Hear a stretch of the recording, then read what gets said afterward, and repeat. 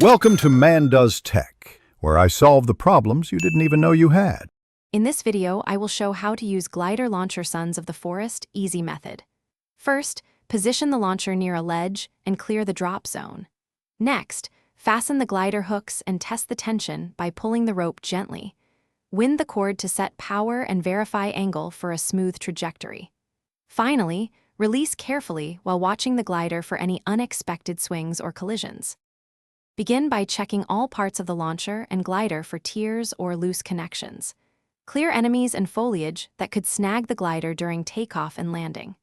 Use a high vantage point to maximize glide distance and reduce collision risk. Carry spare components like rope and fabric to repair or rebuild quickly if the glider fails mid-flight.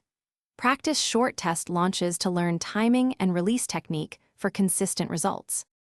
If you are finding this guide helpful, please subscribe and like to support more tips. Quick recommendation.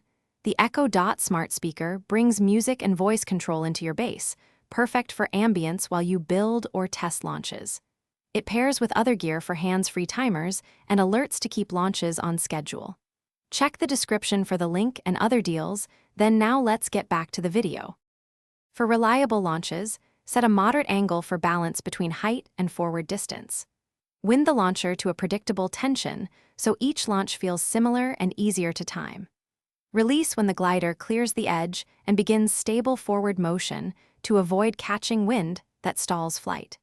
Make small adjustments midair to steer towards safe landing zones and reduce speed before touchdown for a gentle arrival. Thanks for watching.